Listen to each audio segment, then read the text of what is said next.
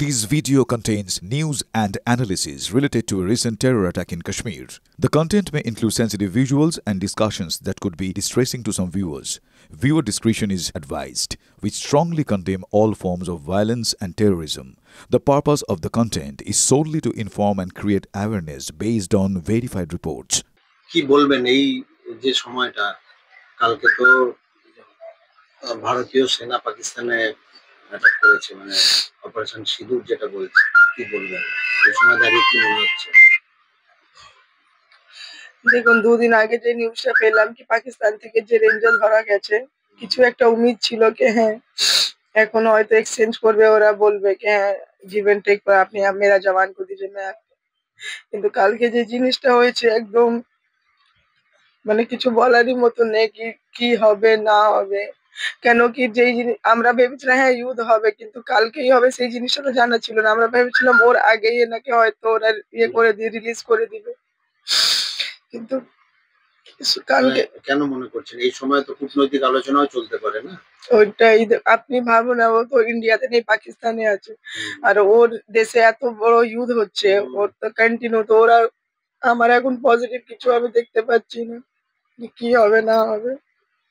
এখন আরো ভয় লাগছে কি আরো বেশি দিন হয়তো টানতে পারে, কেন কি এটা তো এখন কন্টিনিউ চলবে। আরো কিছুটা সময় অপেক্ষা করতে হবে। হ্যাঁ, সিও সাহেবকেও ফোন করলাম, উনি বলছেন কাম চল রা, ঘরে বসে শুধু ফোনই করতে পারবো, আর তো কোথাও যেতেও পারছি না, কাউকে কিছু বলতেও পারছি না। অনিশ্চয়তা কি আর একটু বেড়ে গেল?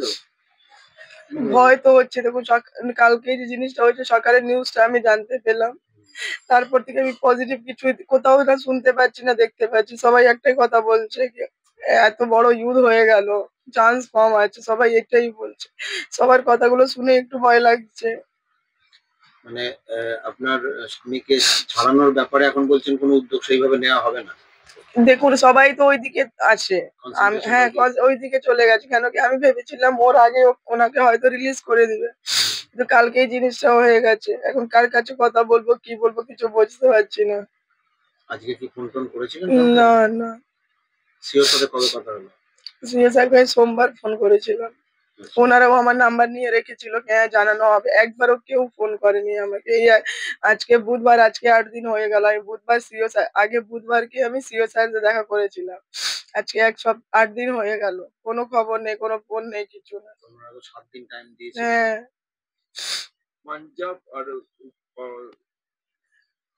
যে কাশ্মীরে যে হচ্ছে বর্ডার লাইনে, ওখান থেকেই তো আপনার স্বামী ওই দেশে চলে গেছে। ফিরোজপুর বর্ডার থেকে। সেটাই, সেখানেও তো এই স্ট্রাইক হয়েছে, এয়ার স্ট্রাইক হয়েছে। হ্যাঁ হ্যাঁ, সেক্ষেত্রে আপনার সেই নিয়ে কোনো কিছু নিউজ বা কোনো বন্ধুরা কিছু জানিয়েছে? না কেউ কিছু জানায়নি। এখন কিসের উপর ভরসা করছেন এখন? মানে কি ভরসা করবো, দেশে যা সিচুয়েশন আছে এখন কারো উপর ভরসা করতে পারছি না। ভগবান কি শেষ বর্ষে কি ভগবানই আপনার কাছে? আর কি, আর ওনার ছাড়া আর কেউ নেই। এই তো পুজো দিতে গেছিল হ্যাঁ, কোথায়? আমরা রাজেশ্বরী মন্দির গেছিলাম, কোন্নগর। কি মনে করলেন? ওখানকার পুরোহিত বলেন টেনশন নিন না, 2-3 दिन में वहां जाएगा। পুজো দিলাম, ওনার নামে পুজো দিয়ে এসেছি, এটাই বললাম ভালো করে চলে আসো বলে।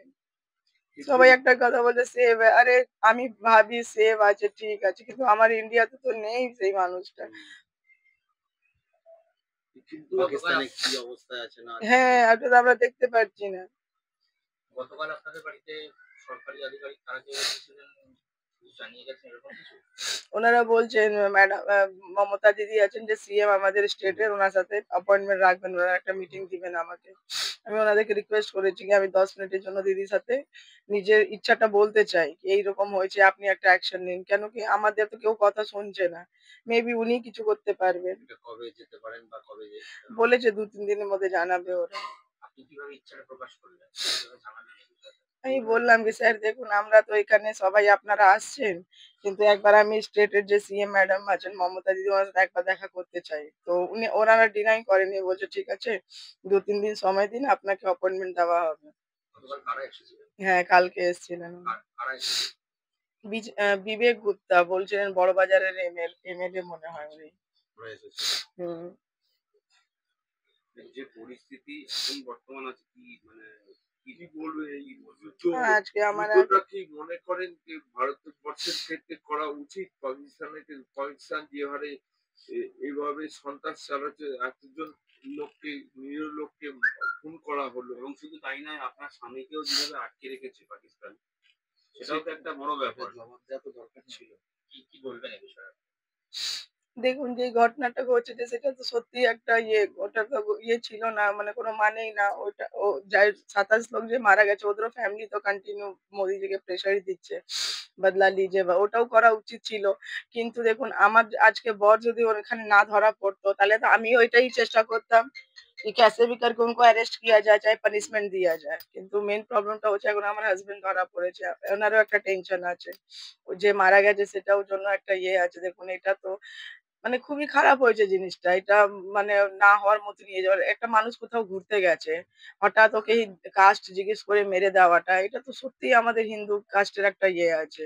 তো ওইটা তো অ্যাকশন নেওয়া দরকার ছিলই। কিন্তু এত তাড়াতাড়ি হবে সেটা আমার জানা ছিল না।